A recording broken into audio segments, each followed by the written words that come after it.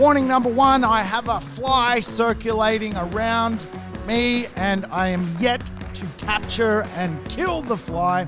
So I am armed with raid. I'm going to Peebo the fly out of existence. So if it comes near me during this podcast, I may have to stop and eradicate a little fly.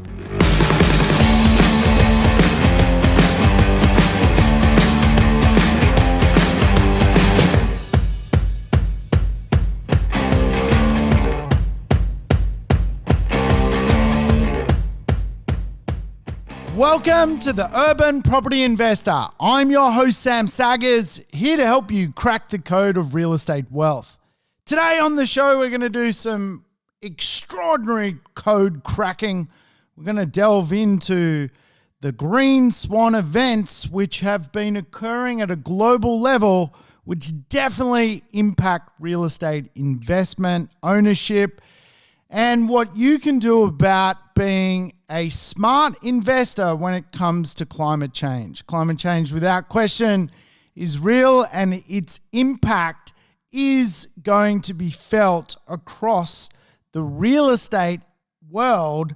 Real estate assets will be reshaped by the green swan dynamic, which is climate change. So I tell you what, I'd love you to take some notes today because there are some real value bombs to understand how you should invest in the economy of tomorrow, which includes green economics. Tell you what, I can't wait to talk about this episode, but just two warnings along the way. Warning number one, I have a fly circulating around me and I am yet to capture and kill the fly. So I am armed with raid. I'm going to Peebo the fly out of existence. So if it comes near me during this podcast, I may have to stop and eradicate a little fly. The other thing is I am suffering from a bit of hay fever. So if I have a bit of a bout of kafun, as they say in Japan, if I get the old Japanese kafun and start sneezing uncontrollably, I do apologize. But today we are here not to learn about kafun or killing flies. We are here to discuss a pretty serious topic. In fact, about a year ago, the last holidays we sort of had at a major level before coronavirus came along, we in Australia were going through something which was rather terrifying. We were having a complete national green swan event. And green swan events really do just link to the idea that the climate is changing and we need to understand the impact of that. We as consumers need to adopt new behaviors to help the environment, but also adopt behaviors which protect us from the financial risk of the environment. Now, when I sort of was seeing this unfold, it deeply impacted me. I had literally animals from nearby bushland drinking water out of my swimming pool because the drought was so bad that there was simply no water in a coastal national park where I live next to. So you can imagine there is just so much impact going on, and we need to start to make some very good decisions around it. In fact, I was so impacted by last year's bushfires and drought, I started writing a book, and a big part of my last book, The Money Magnets of Property Investing, is dedicated to the principle of understanding about green economics. Because I think a lot of property investors don't really comprehend that into the future, the green economy is going to play a massive part in owning real estate, maintaining real estate, and what real estate we should invest in. Now, I've spent 20 years of my life developing a model that is designed around helping people sustain investments. And sustain is just simply a word for holding something for a very long time, but also getting growth out of investments. And I teach a model which includes buying real estate in live, work, play areas, livability, the idea that wellness is real and people will pay a premium for it, knowledge is real, and the jobs of tomorrow are important to our property investors, and movement is real, how people get about, the mobility of human beings and how they interface with society has a massive impact on what type of properties get growth, what type of properties will be popular into the future. So today we're actually really discovering a component of the wellness section of my model. And a lot of that has to do with the green swan itself. Now, the wellness model is a big model, and today I just don't have enough time to go over every single bit of understanding how the environment is going to impact people and how we in society need to evolve. I'm going to do some more podcasts on this topic because it is really a big topic to go through.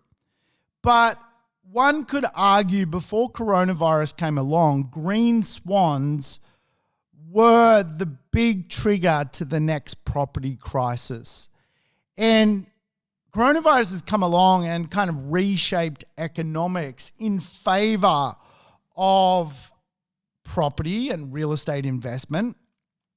But it does mask some underlying real battles to understand as a property owner. You know, the bushfires themselves eradicated so much wildlife, so much devastation to the economy as well as the environment.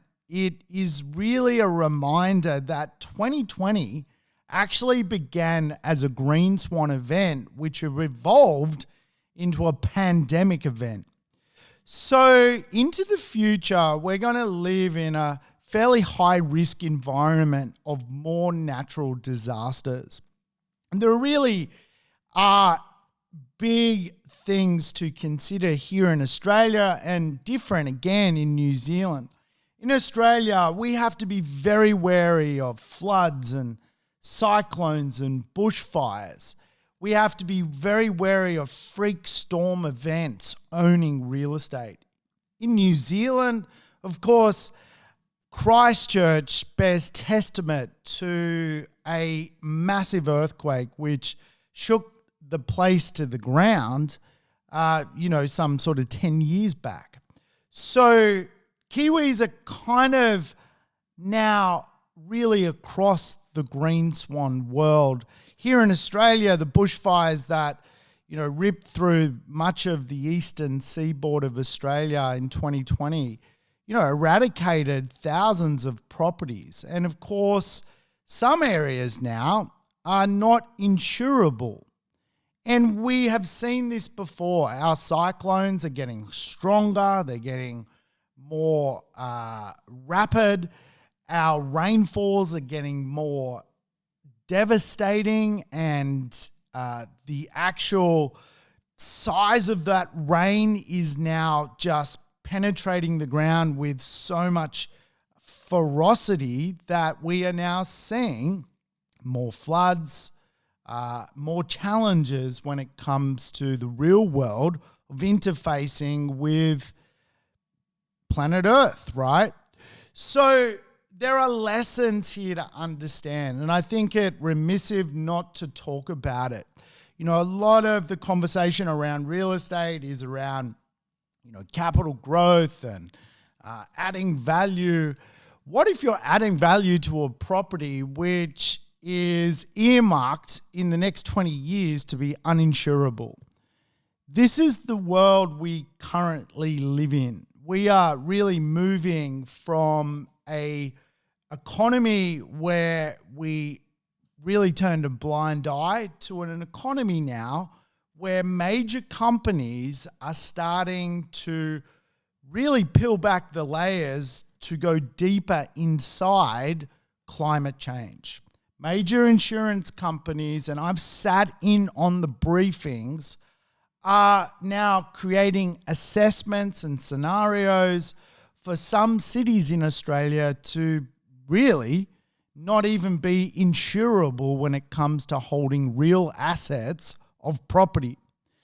On the flip side, there is so much bright things happening, from urban farms on top of rooftops of buildings to buildings creating their own sustainability, which today means that scientists are now part of the design team of real estate. An incredible transformation of how really real estate is working across both Australia and New Zealand and many parts of the world. Can you imagine once you needed a town planner and an architect? Today you need a town planner, an architect and a scientist to think about the properties of today to mirror climate change and how we respond to it. You know, the world gets together economically all the time, world leaders, and of course, one of those periods was the Paris Accord to settle down the planet when it comes to emissions. And real estate is a big emitter, and we are starting to see the transformation of what owning real estate is going to be. We've got insurance risk. We also are now living in a period where real estate emission risk is a big comprehension for property owners. You know, the social prosperity which people want can't just come from the economy. It has to come from the physical world and obviously community itself. And I think when we think of three economies, community economics, physical economics, and the economy itself, the economy of being prosperous and having a job, we can often find some hidden clues on how we should invest as a property investor. If you've got a great area which is beautiful to live in, it's got the ability to dodge the bullet of cyclones and floods, you've probably got a very good physical place to own real estate. If that's near good jobs and the idea of economics, it's probably a good idea to own real estate. And of course, if it has a very good community spirit and more people want to be part of it, it's probably a very good idea to own real estate there. Now, the idea of wellness and sustainability are tied together. I teach the idea that we want to own real estate in a wellness community. Now, to explain wellness, I often refer to a friend of mine, Marcus Pearce, who teaches the idea of longevity. The idea that simply people are going to live a very long time, and if we start to mirror up what sustainability means and what wellness means, we're going to find prosperity for us as investors. You know, there are 5 blue zones around the world, which are simply places where people won't die. They live forever. One of those places is Ikaria in Greece. Ikaria is an area on the earth where people have kind of found this spirit of life where people can live a very long time. And a lot of what it is about the movement of people, the lifestyle of people, the food, the diet, the well-being of the residents who live there. They don't own cars, they walk. They grow their own food. They enjoy community. They love catching up and having a glass of wine. The secret and spice to longevity has a lot to do with climate change. Because when you go to the simple communities around the world which are connected to what is known as the blue zone, places where people simply won't die and they live a long time and live a healthy life, there are some key metrics which really the world can adopt. That all of a sudden, if we can reshape the way we live, work, and play, and we discover what that really means, we're going to find not only a really expensive real estate market where there's lots of capital growth, we're also going to obviously live a lot longer ourselves, but also probably give back to the planet in a better and more meaningful manner. Now, let me ask you this question. What if a property could make you live longer? What if a property could make you live longer? Would you buy it? Would you buy that real estate if you were kind of guaranteed another 10 years of existence compared to an alternative piece of real estate? It's a very interesting question. And it really is the idea of wellness, the blue zone effect, that there are places in Australia and New Zealand where people can live, even in major cities, which experience the blue zone effect.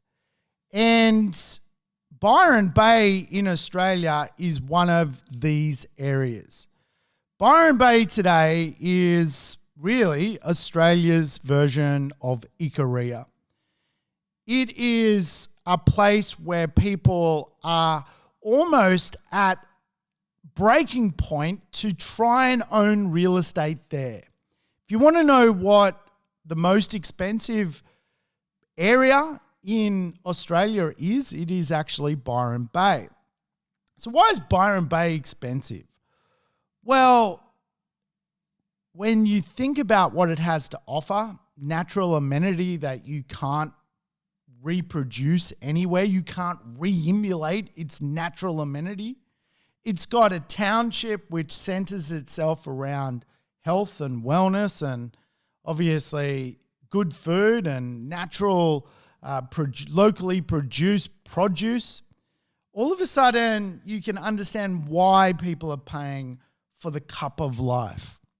And there's so many lessons to learn about wellness and capital growth. Property investors can embrace the idea that if you can find a suburb which is centered around wellness, you can almost bet on that it is going to rise in value when it comes to its real estate. The simple truth is there is not enough places like Byron Bay in Australia, so they become expensive. There are just not enough Ikarias in Australia, so the ones that exist become expensive because they're very livable, but also they embrace and embody the idea of climate resilience and the discussion around that piece. Now, Byron Bay's been appearing on the news recently as like at breaking point. People are literally waiting for 40 minutes to get into the town centre because it's been overrun by people willing to pay wellness premiums to live in this neighbourhood. Now, it's arguably almost reached its tipping point of being too well, where it's starting to slide because so many people want the experience of just living in a protectorate. And there is so many lessons here because so many property investors run off to areas without comprehending whether they're good for people or they're good for the climate. And I think the day of reckoning around this conversation is here. My thought process initially when I designed the model of investing in wellness was around sustainability, around climate change. How lucky are you if you live in a wellness community on a hot summer's day? Your suburb is probably 25 degrees. The alternative suburb, an unwell area, 40 degrees. All of a sudden, your microclimate is more appealing. All of a sudden, people are prepared to pay more for it. But actually, what has really proven to reconfirm the model of wellness has been a pandemic. People have rushed to wellness communities and are willing to pay absolutely a huge amount of money to own real estate in them. And Byron Bay's an extreme example, but in Melbourne or Sydney or Brisbane, there are wellness suburbs which absolutely crank it. And I'll talk to you a little bit about those wellness neighborhoods a little later in today's show. You know, we live in a planet with finite resources, and as a human, it's really our duty to be responsible for the resources we use, and I guess every decision we make has an impact. You know, I feel bad killing the fly. The fly is going to die because of some, I don't know, thing inside a can. You know, is that responsible of me to kill the fly with the can? We have challenges, right? Unless as individuals we don't address them, you know, we're going to continue to run into more green swan events, massive floods. You know, we've had, you know, floods take out cities like Townsville, like literally 500-year, like biblical floods that just engulfed the whole city. We've had flash floods in Sydney of recent times. It is getting very unpredictable. And I think to comprehend why, we need to have a little bit of a conversation around urbanization, around just how big the world is becoming. You know, over the course of this presentation, 8,000 people will have moved to a will have moved to a city by the end of this presentation. Every single day around the world, we need 96,000 new houses. 96,000 a day. 3 million people a week move to our cities around the globe.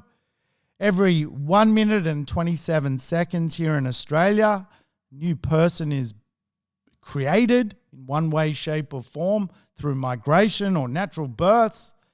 You know, every 3 minutes and 55 seconds, we need a new property.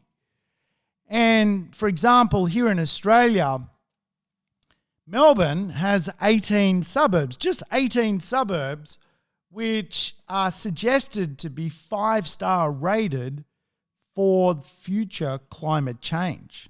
Just 18 places. So the conversation is, well, how valuable do those 18 places become? You know, human-induced climate change is happening. It's real. And what we do know from coronavirus is when we all go and stay inside and don't go out, just how clear the skies are. Just how amazing nature responds to it. I think we're all accustomed to seeing the images of, you know, a dirty Venetian Italian city with waterways which are just mud turned to crystal blue waters with dolphins swimming through it, or Indian cities 200 kilometers from the Himalayas, which people who have lived in those cities have never seen the Himalayas because of literally some of the worst air quality in the world, all of a sudden see the Himalayas by virtue of improved air quality.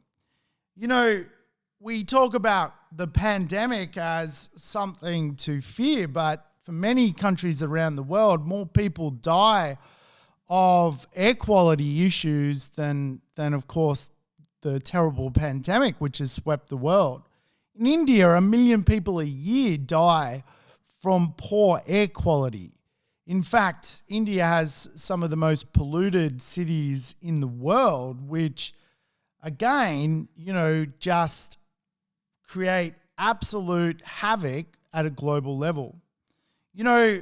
Here in Australia, we are a very big continent, but we don't have a lot of land which is fertile land.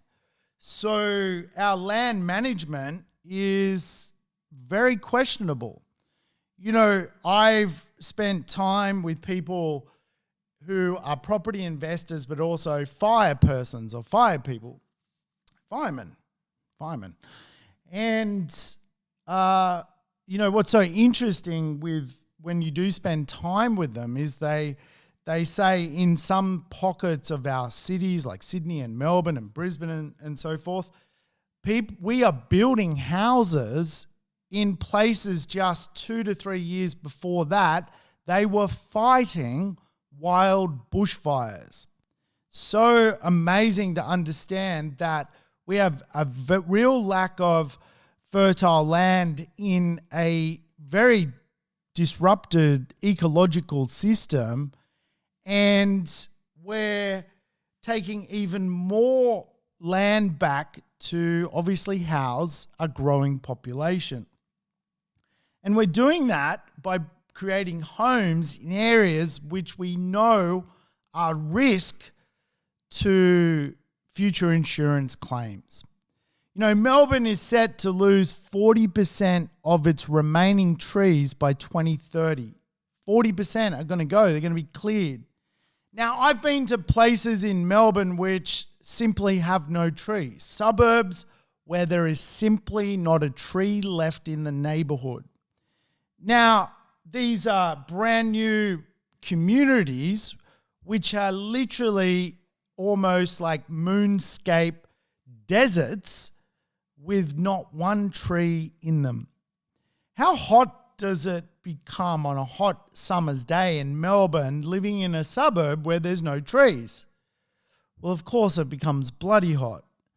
Remember, by 2050, the world is going to be urbanized. 75% of the world is going to live in major cities which are reclaiming fertile land.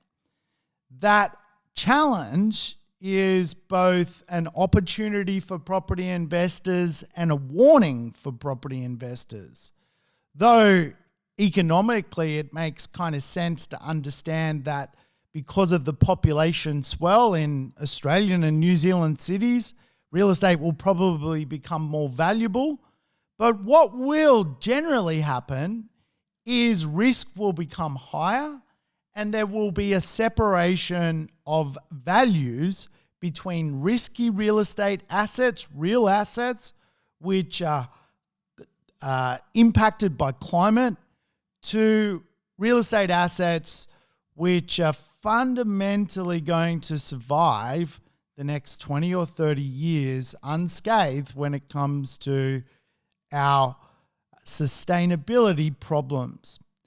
There is never going to be a sustainable world unless there is sustainable cities. And though Australia has, a big coastline, really from an economic proposition, our major population needs to live either close to or in Sydney, Melbourne and Brisbane on the east coast, and, Adelaide and Perth on the south and west coast. Similar to New Zealand, people really do need to live in close proximity to, Wellington and Auckland and Christchurch to prosper from the economic world.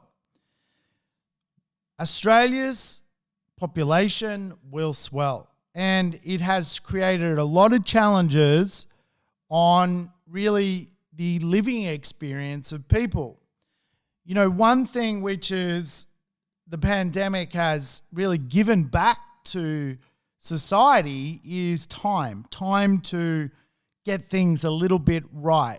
There's less people using the train, so that gives city planners and government a little bit of breathing space, because we were at breaking point. Australia has the 12th highest cost of living in the world. Sydney is the second most expensive city in the world.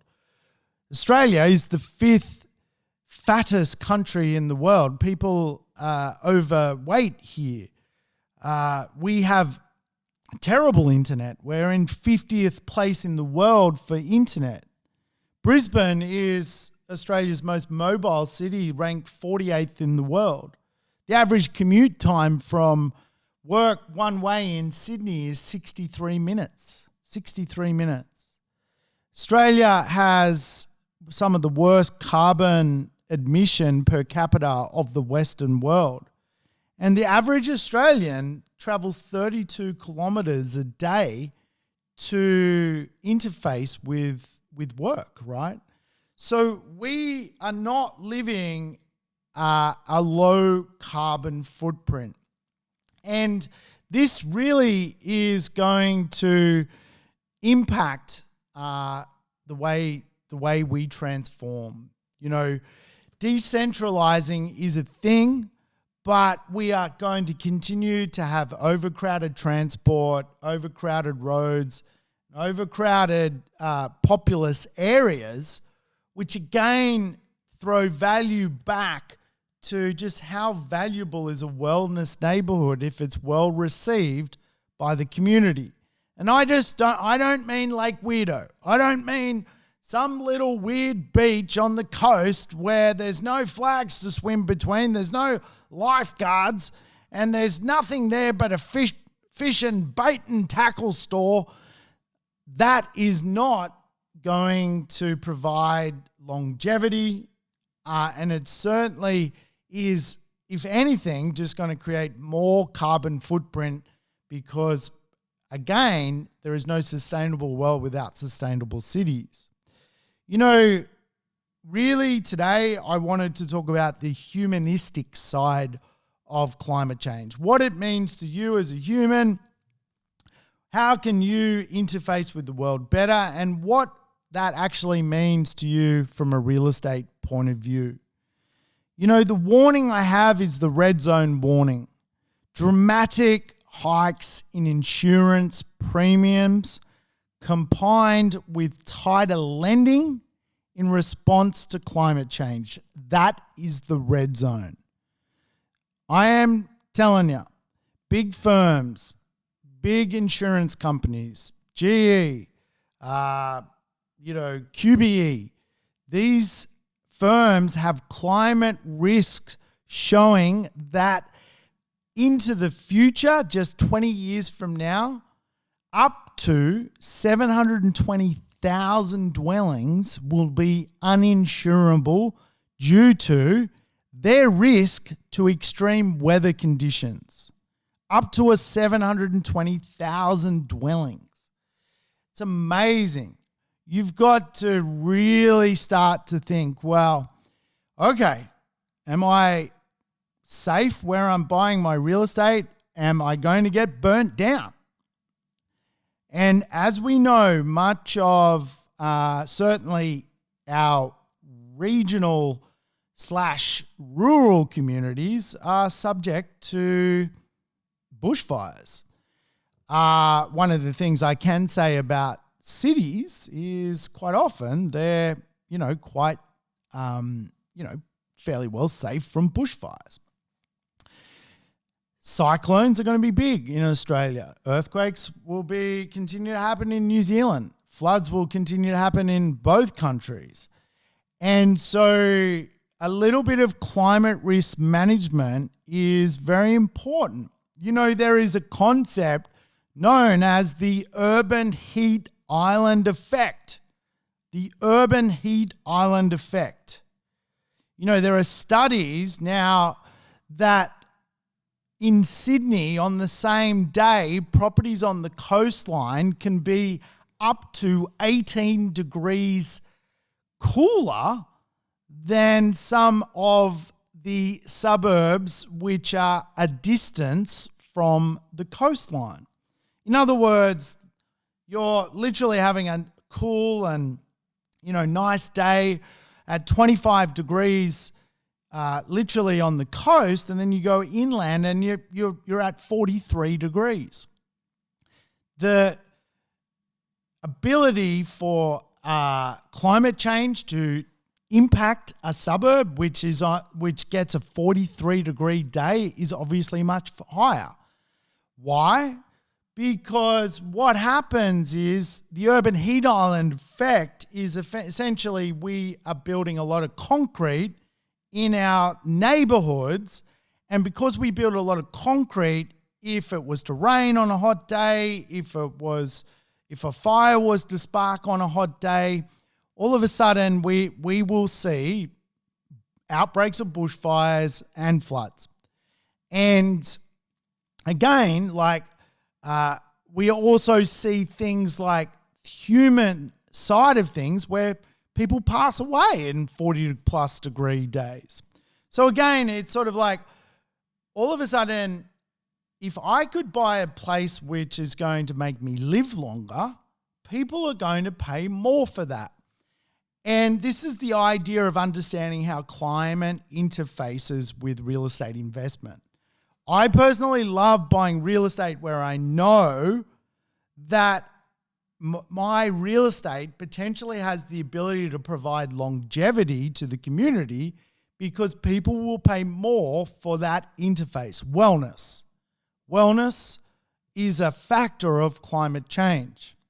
Research reveals that the dangerous impact of increasing temperatures in certain pockets of our cities that suffer the urban heat island effect are now affecting day-to-day life. Things like, schools get shut, kids get impacted.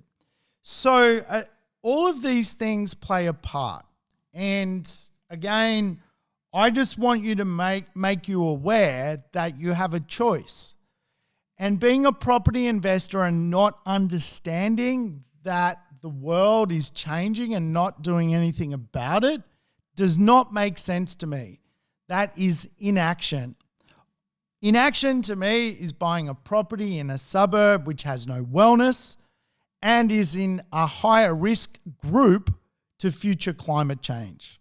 That to me is just really stupidity. The number one rule of real estate investing is to not lose money.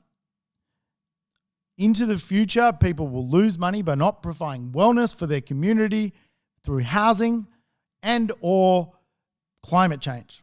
So how can we prepare? What can we do to change? It's amazing. I haven't had any caffeine. I've had caffeine all morning. I've been sneezing like every single 3 minutes, and now I'm doing the podcast, no caffeine. I'm free of caffeine. So how can we prepare? Well, prepares.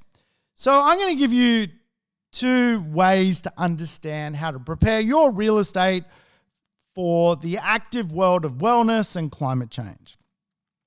The first idea to understand is the idea of sustainability.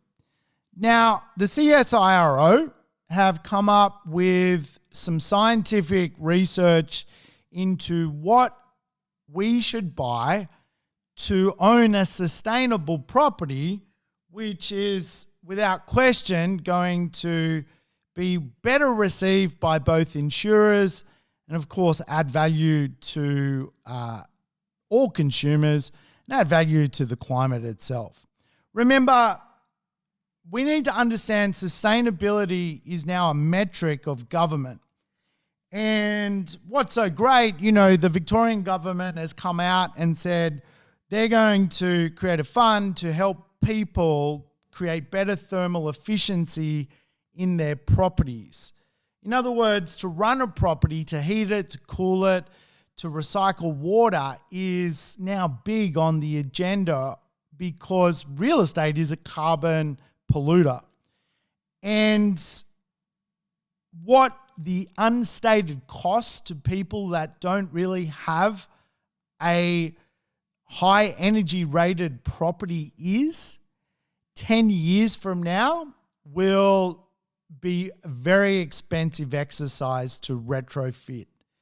In other words, right now we are going through a transformation where green technology and the green economy is a thing. And the more green our real estate is, the less future insurance and retrofitting costs to renovate to create thermal efficiency there will be.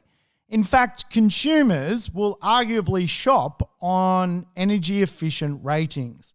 In Canberra today, and I've stated this before, if you take a property to market in the ACT, you've got to showcase its Green Star energy efficient rating. No different to buying a dishwasher. What's the energy efficient rating of your dishwasher? Well, it's a 2-star. It's cheap, but it costs more to run. And as insurance costs rise, as the cost of energy rises, all of a sudden the consumer is like, well, how do I get a piece of real estate with less contingent liability? So there's 17 tips. You can Google the 17 tips for choosing the right property when it comes to sustainability. CSIRO, go check it out. But I can tell you, for me, thermal efficiency is big. And I have been investing, and I always make sure that I choose a property with great thermal efficiency. You really do need a minimum of 6 stars to be considered thermally efficient, but you can get up to 10 stars. Now, I'm going to play a little video. You're going to have to visualize this video, but I think it's important to play, and hopefully you can hear it. I'll swing around the mic, and I might try and kill the fly while you guys are listening. Many of the things we buy are classified with star ratings. They can help us choose a hotel, a movie, even a fridge. Even with the most expensive things we buy, our homes, there's also a star rating. The Nationwide House Energy Rating Scheme, or NATAS for short. NATAS uses software based on scientific research by the CSIRO and has been refined over many years. The software models your house plans to estimate the amount of energy it will need for heating and cooling. Taking into account hundreds of factors, such as the building's construction, local climate and orientation, our National Star Rating System scores your house between 0 and 10 stars. Builders often use a NATAS rating to show a new home or renovation meets the minimum energy efficiency requirements in your state or territory. But if you want more than the minimum, it's best to get a NATAS assessment at the planning and design stage. This is when a NATAS assessor can give you expert advice on how to build or change your home to improve its energy use. Take this house for example. Through careful design, it has been made more comfortable to live in and requires less energy to heat and cool. Its kitchen, lounge and living areas are on the north side of the house. Its windows, eaves and awnings let sunlight in or block it out at different times of year, which helps keep the inside temperature comfortable throughout the seasons. Insulation, well-placed ventilation and careful material choices also help to keep the temperature right. All these design choices increase this home's NATAS rating and make it more energy efficient, perhaps at no extra cost. Remember, the more stars your home has, the more you can potentially save on energy bills, the higher its resale value could be. And of course, by reducing your energy needs, you're also helping the environment too. So that's the world we live in. And this is stuff property investors don't consider, that, you know, we now live in an energy conscious marketplace. Sustainability is big. And the first thing you can do as a consumer is to make sure that you understand the thermal efficiency of your real estate. In Victoria, as I say, government has created close to $1 billion to help transform homes' thermal efficiency. And a lot of that fund is designed around sort of creating thermal efficiency in government-owned real estate. And so what that is going to mean is there is soon going to be a standard that a rental property will have to have a thermal rating to even rent. And this is going, again, to be really a transformation, particularly for those people who have skimped on cheap in a marketplace which is actually looking for efficiency. So it is going to transform really how real estate works. And of course, a lot of this is to do with the use of water, the use of solar, and that is going to be on the forefront of, in particular, consumers into the future. As a property investor, we can start to even be part of owning energy when we start to invest in things like solar. We can sell energy back to the grid, for example, being a property owner. But for me, there are really two ways you can mitigate impact of climate change and future insurance risks and energy risks. The first way is to understand thermal efficiency and potentially invest in real estate, which is highly desirable, functional, and of course, thermally efficient for its efficiency. The second way is to really understand that wellness is something people are paying a lot for, and we're seeing that in Byron Bay. We're seeing that in just about every suburb which has a reasonable score when it comes to health and well-being, because health and well-being also really does have a better risk score for the most part for often things like climate change. Now, or the things of particularly green swan events where, flash floods and bushfires and cyclones, right? So it's quite often a very, very important thing to understand. I had a property that I had to let go because of climate change. I'm already a person who has gone through this. I owned a property on a beach, absolute beachfront in Cairns. Absolutely cracking property, beautiful view, loved it, used to holiday there all the time. It was kind of like my holiday house. But Cairns gets impacted by cyclones. And that property became uninsurable. The cost to insure it skyrocketed to the point where the yearly cost to own that property was scary. Now, that doesn't mean you shouldn't own a property overlooking water or overlooking Sydney Harbour or whatever.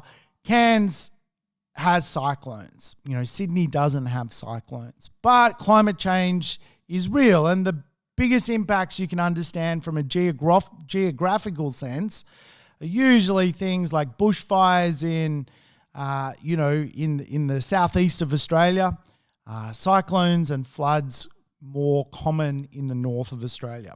And no doubt there are differences in New Zealand as well. So healthy suburbs are actually being studied. And healthy suburbs, without question, get obviously the Byron Bay effect. Today, Byron Bay is Australia's most expensive real estate marketplace. Everyone wants to live there. And the reason is it gets an absolute cracking health score. Now, the determination of well-being is, again, a study. Domain, for example, has studied well-being. When they look at, suburbs and well-being, there is some big contrast. For example, Rooty Hill in Sydney gets half a star for well-being.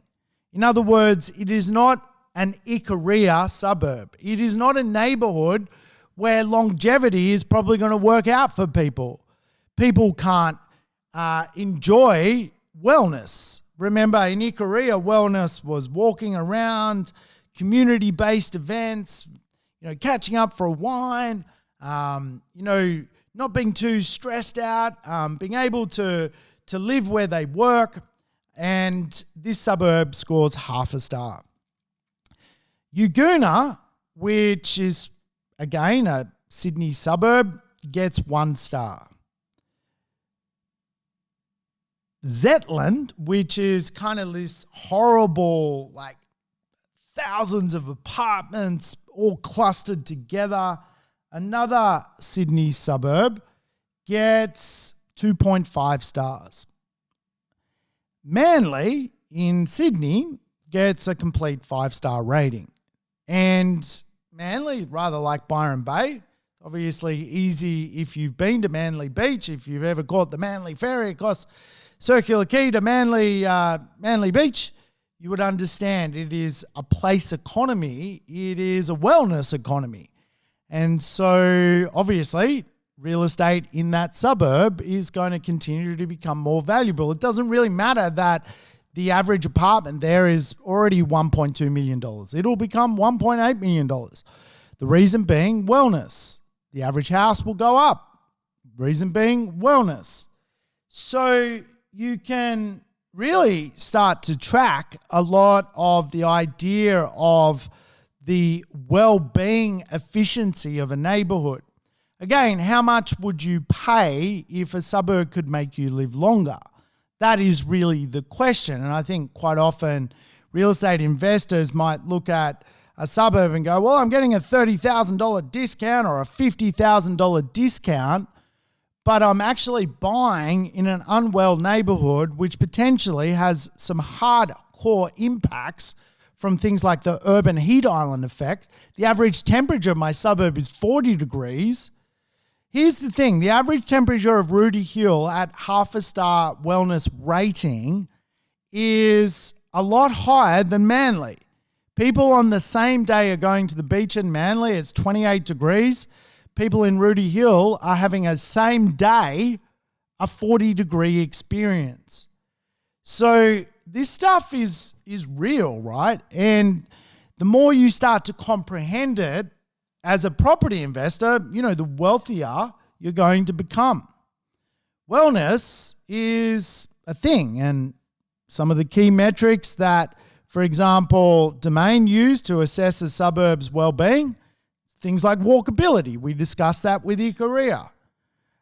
Things like active transport. Active transport is just, again, the ability for you to use you as transport. That could be things like cycling or scootering or a quick little Uber. Active transport as opposed to heavy transport, which, again, is not necessarily great for well-being. Open space is important. Obviously, Manly Beach has got a lot of open space, a lot of parks, a lot of beach. It's got like 3, 5, 6 different beaches. It's got bushland. It's got walkways. It's got a lot of open space. Some suburbs literally have no open space other than perhaps one soccer field. You can imagine the ability to integrate in that suburb from a well-being point of view is often challenged. Tree cover is big, right? Some suburbs have so much tree cover that they really do have a completely different microclimate to other neighborhoods. And, I love suburbs with beautiful tree cover. I was just down in Canberra in a suburb called Narrabundah. The tree index of that neighborhood is just off the charts. I mean, that is a botanical suburb. Absolutely beautiful neighborhood. And again, when you compare that to perhaps a suburb, suburb that springs to mind to me is Tarnee in Victoria. There is literally, it's like spot the tree. It's like, there are no trees. Where are the trees? How do people survive as the climate grows hotter in a suburb with no trees? For me, that just earmarks a challenge, a future insurance risk, an urban heat island risk, and a livability well-being risk. So there are so many little factors to understand when it comes to being a property investor. We've got the market risk that the market now is evolving to go, we want well-being, we want livability, we want wellness. That is a market risk. By choosing not to do that, you are taking a risk, liquidity risk. Some real estate, again, will suffer into the future a liquidity risk. In other words, people will see it as worthless because its insurance cost is too high. The operational risk is also a big challenge for people to understand, that they perhaps own a property which the government is going to ask of them to change the operational functionality of that property from non-thermal to thermal. These are big conversations. Again, for me, I'm investing in markets which are following the idea of wellness, not the opposite. I'm investing in those markets and my liquidity risk is low. They will continue to thrive.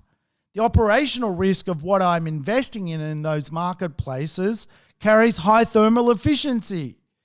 And of course, from an insurance risk, things are going to evolve. One of the biggest challenges is the holding costs of insurance around real estate. I think into the future, you're going to find some suburbs, particularly in Australia, that are, quite often impacted by cyclone, floods, or bushfires, are going to, in particular, become a lot more challenged. And so the wellness revolution is here, and it really is reshaping society, and people today are prepared to pay a premium. Sales premiums for wellness, lifestyle, real estate, on average, can skyrocket from 5% to 55% from a growth perspective compared to the normal. Think about that one. Well, guys, ladies and gents, thanks so much for your time. That's it for me. I'm going to knock off now. We will talk more about real estate into the future. I hope you've enjoyed today's show. If you like my content, if you like my podcasts, hey, do us a favor. I do want to spread the word. Want to get some new subscribers, so I need to do that. I need to ask you to give me a review, because the more reviews you give me, the more other people this content reaches. Really am trying to change the world one podcast at a time. Hey, thanks for listening. I'll catch you soon on the Urban Property Investor podcast. Thanks for tuning in to the Urban Property Investor. To never miss an episode, make sure you subscribe to the podcast on your favorite app or on YouTube. And I would love it if you could give the show a rating and share it with your friends and family. In between episodes, you can always keep in touch with me by connecting on social media over Facebook, Instagram, or LinkedIn. Until we meet again on the next episode of the Urban Property Investor, take care and bye for now.